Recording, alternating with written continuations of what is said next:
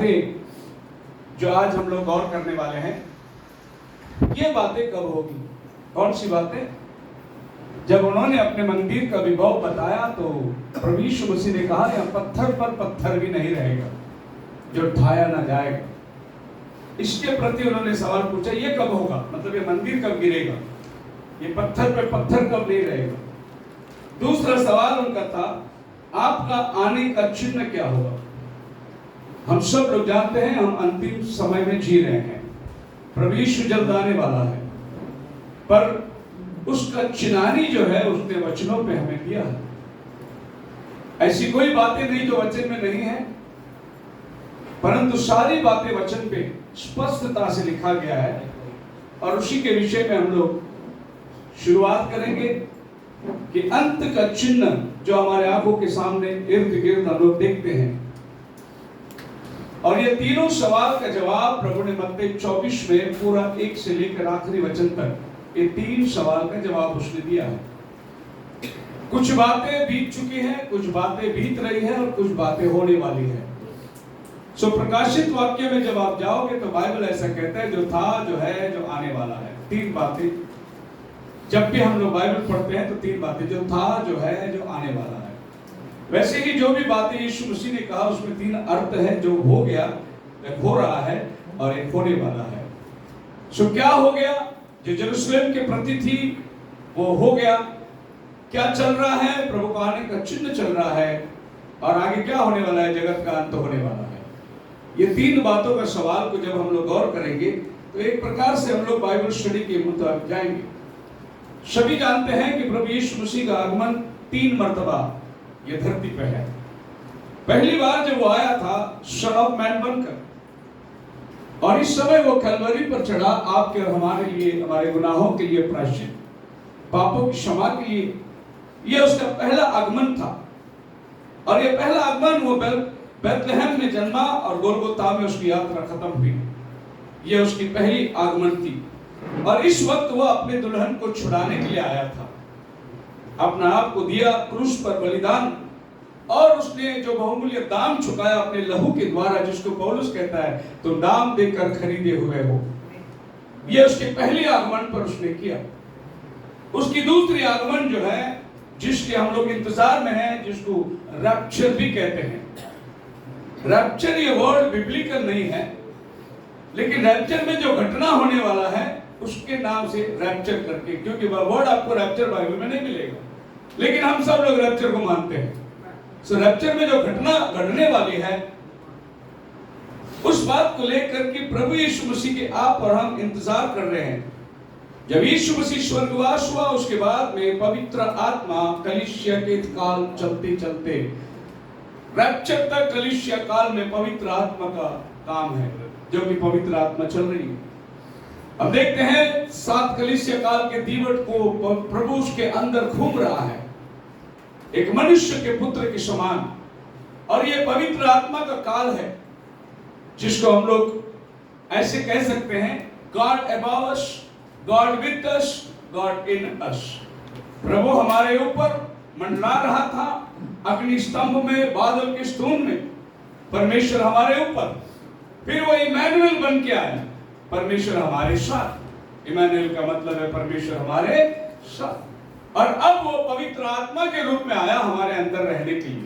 God in us, God above us, God with us, now God in us. अभी परमेश्वर हमारे साथ नहीं है, वो हमारे अंदर है, लेकिन आज से 2000 साल पहले वो धरती में हमारे साथ था। वो घूमना, बोट में बैठा, खाना खाया, नींद आई, सोया, वो हमारे साथ में था। पर आज वो हमारे अंदर आया पवित्र आत्मा के माध्यम से, जिसको हम लोग कह सकते हैं कि पेंतिकोस्त के दिन से लेकर प्रभु के दूसरे आगमन रैप्चर तक पवित्र आत्मा आपके बीच में कार्य कर रहा है। और तीसरी बार जब प्रभु आने वाला है, रेवलेशन 19 में श्वेत घोड़े पर सवार होकर, और उसके पीछे स्वर्ग की सेना है। और इस समय वो अपने दुल्हन को लेने नहीं आ रहा है, वो अपने दुल्हन के साथ आ रहा है। लेकिन दूसरी बार जब वो आ रहा है तो अपने दुल्हन को लेने के लिए आ रहा है। और पहली बार जब वो आया, अपने दुल्हन का कीमत चुकाने के लिए वो आया।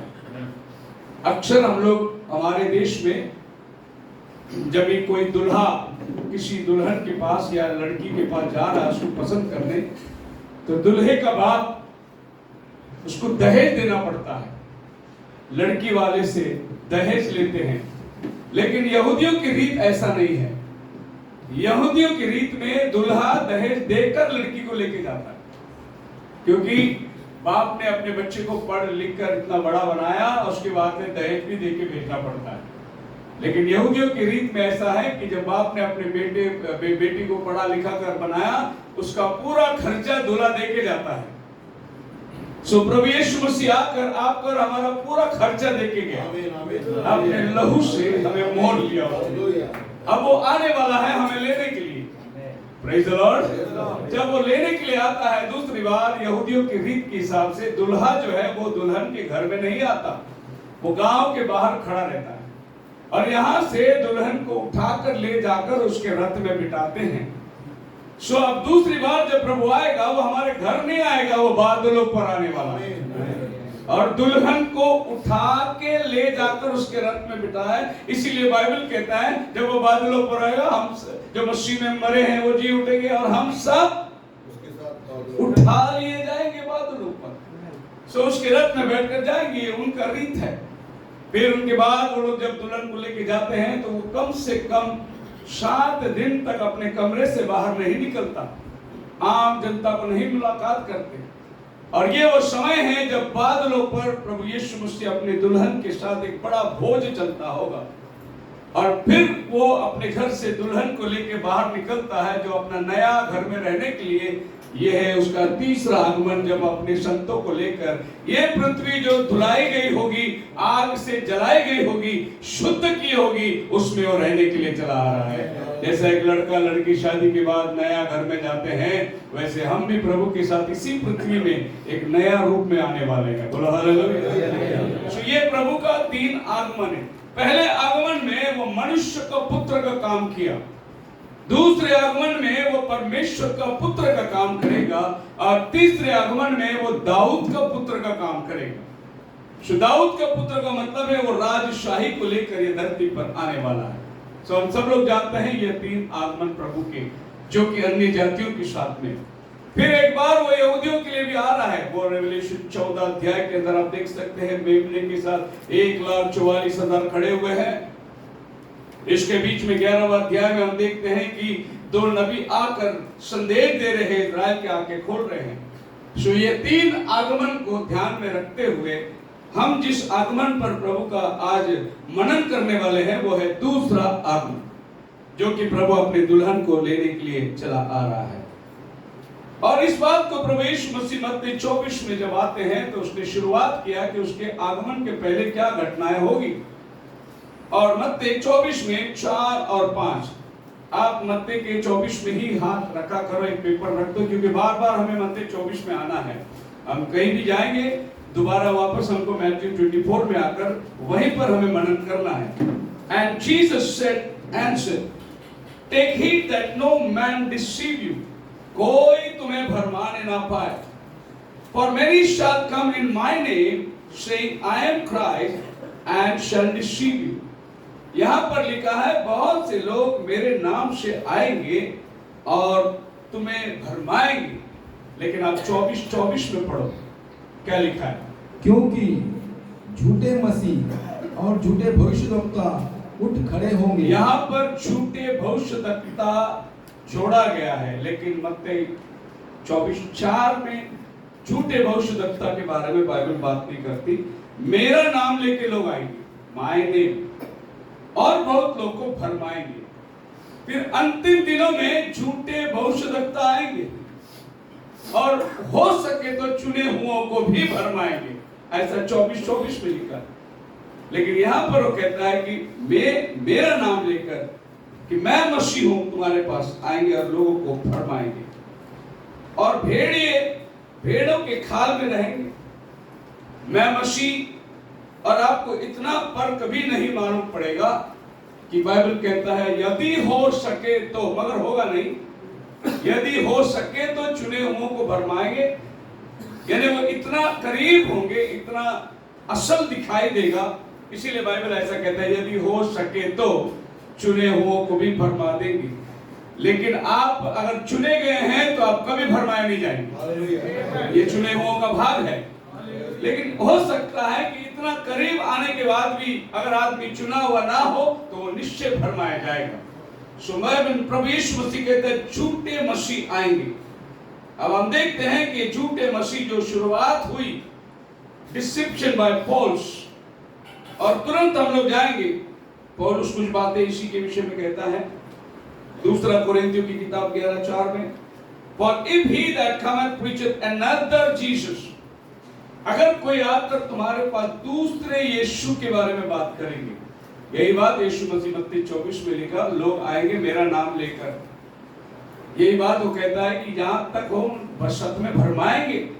और इसी बात को पौल दोहराता है कि अगर कोई किसी और यीशु का प्रचार करे, और गलती का रास 1:6 में पौल कहता है आज मार्वल, मैं अचंभा करता हूं कि तुम इतने जल्दी कैसे भरमावे में आ गए या कैसे दूर हो गए। Unto another gospel, मतलब दूसरा एक सुसमाचार में तुम जैसे भरमाए। एक है दूसरा यीशु और एक है दूसरा सुसमाचार। सुसमाचार क्या है? यीशु मेरे लिए मारा गया, गाड़ा गया, तीसरा दिन जिंदा हुआ, मुझे लेने के लिए आ रहा है, यही सुसमाचार है, यही गुड न्यूज है। लेकिन एक और भी सुसमाचार आएगा जो इस बातों को नहीं मानेंगे कि वो मारा गया, गाड़ा गया, आने वाला है, इसको नहीं मानेंगे, वो भी एक सुसमाचार होगा। तो हम लोग धरती की तरफ में आसपास घूम के देखेंगे तो कितने यीशु हमारे आजू बाजू में खड़े, वो भी यीशु को मानते हैं। एक यीशु को मैं बताना चाहता हूं जिसको कहते हैं इस्लाम का यीशु, ये लोग भी यीशु को मानते हैं, पर इनका यीशु क्रूस पर नहीं चढ़ा, इनका यीशु मारा नहीं गया, और इनका यीशु जो है आने वाला है ये मानते हैं, लेकिन वो मरा नहीं, उसकी जगह किसी और को मार दिया। इसका मतलब जब पौलुस ने कहा कि और यीशु, यानी आने वाले दिनों में बहुत से यीशु आने वाले हैं, और एक यीशु इस्लाम लोग मानते हैं, आप उनको बोल नहीं सकते यीशु मसीह परमेश्वर का पुत्र है, वो नहीं मानते। वो कहते हैं कि अगर परमेश्वर को पुत्र है तो फिर परमेश्वर की पत्नी किधर है, इसीलिए वो इसको परमेश्वर का पुत्र नहीं बल्कि एक पैगंबर यानी एक भविष्यद्वक्ता करके वो लोग मानते हैं। बाकी ये मानते जरूर कि वो कुंवारी के गर्भ से पैदा हुआ, और कोई भविष्यद्वक्ता कुंवारी के गर्भ से पैदा नहीं हुआ, यीशु मसीह कुंवारी के गर्भ से पैदा हुआ। और दूसरा चीज उनका है कि वो क्रूस पर नहीं मारा, उसकी जगह कोई हम शक्ल को मार दिया उन्होंने, पर यीशु नहीं मरा। ये भी एक यीशु है जो दुनिया विश्वास करती है। आप सब जानते हैं पहला क्रिश्चियनिटी पॉपुलेशन के अंदर सबसे फर्स्ट, सेकंड इस्लाम, ये दुनिया में सबसे बड़ी तैनात इस्लाम की है, ये भी यीशु को मानते हैं, इसी यीशु को जो कि वो क्रूस पर नहीं चढ़ा। तीसरा एक यीशु है जो हमारे हिंदुइज्म हिंदुस्तान के अंदर मानते हैं, और इसको लोग अवतार करके बोलते हैं। ये बात समझ लेना कि कृष्ण और यीशु को इन लोग एक समानता में लेकर चले आए। So the Hindus believe Jesus Christ is Lord Krishna is just another avatar of the divine. ये भी जीसस को मानते हैं। आप उनके लिए जीसस नया करके नहीं बता सकते, वो जीसस को आपसे अच्छी तरीके से जानते हैं, पर वो कहते हैं कि ये तो एक अवतार है धरती पर हम परमेश्वर का अवतार करके नहीं मानते, हम उसको परमेश्वर करके मानते हैं। हालेलुया। बाइबल यही हमें सिखाता है। और इनके पास भी एक अवतार आने वाला है, ये 10वां अवतार है जो अभी आने वाला है, जो ये जगत का उद्धार करने वाला है। वो भी उम्मीद में बैठे कि कोई आएगा उनका उद्धार करेगा। हम भी उम्मीद में बैठे हैं कि प्रभु आने वाला है, हमें लेकर आने वाला है। गौतम बुद्धा बुद्धिस्ट धर्म भी अवतार में बैठे हुए हैं कि उनका लास्ट बुद्धा आने वाला है। ये धरती पर अनेक जातियों में एक उद्धारकर्ता का इंतजार कर रहे हैं वो लोग। हम लोगों ने क्या किया? यीशु मसीह को क्या बना दिया? यीशु मसीह आशीर्वाद देता है, यीशु मसीह बरकत देता है, यीशु मसीह चंगाई देता है, यीशु पानी पर चला, यीशु मच्छी रोटी खिलाता है, यही हम यीशु को समझे। और आज हम दुनिया में यीशु को ऐसा ही प्रस्तुत कर रहे हैं। यीशु तुम्हें बरकत दे देगा, तुम्हारे काम धंधे में हो जाएगा, जैसे कि आज आशीर्वाद की सभाएं चलती है।